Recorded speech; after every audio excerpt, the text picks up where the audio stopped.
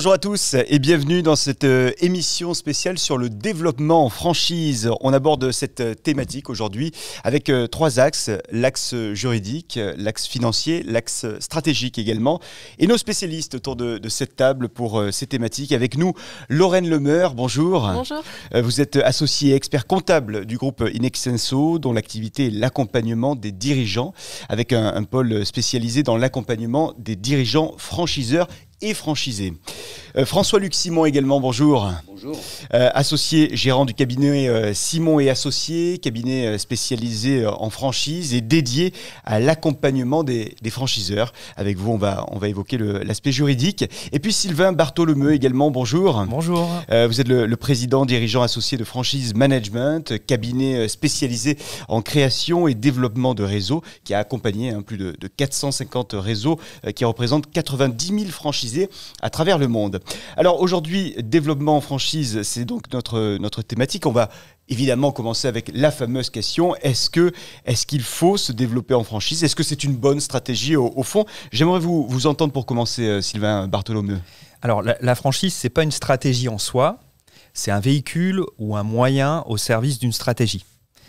Ça veut dire quoi? Ça veut dire qu'avant de choisir son véhicule, il va falloir définir le chemin qu'on va emprunter et donc la stratégie qu'on va définir. Si je suis pure player, si je suis industriel ou si je suis un succursaliste, le chemin à emprunter et donc le véhicule à emprunter peut être différent. Donc ça, c'est un point qui est extrêmement important.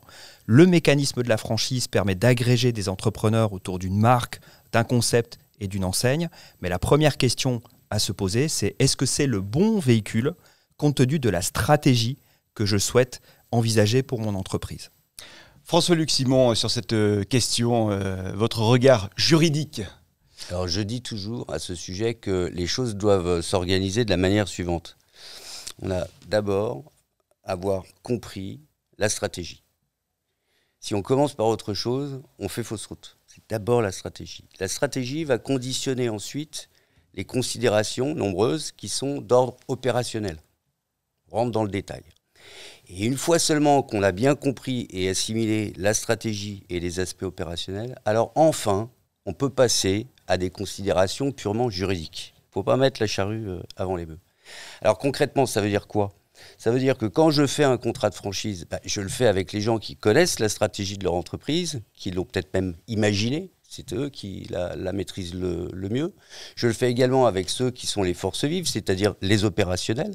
Et je vais pouvoir faire un contrat qui vient au soutien et de cette stratégie, parce que mon contrat, il sert à ça, il sert à soutenir la stratégie, à la faciliter, à la rendre possible, et également sur les aspects opérationnels. C'est comme ça que ça fonctionne, en tout cas, c'est comme ça que ça doit fonctionner.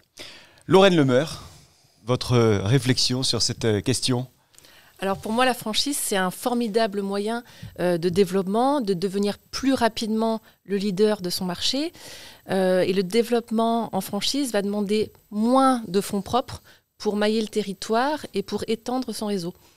Mais pour autant, au-delà du fait que le franchiseur va devoir démontrer la rentabilité de son concept, de sa marque, il va également devoir se construire sa propre identité en tant que tête de réseau, en recrutant des équipes, en développant des outils de formation et d'accompagnement de ses futurs franchisés.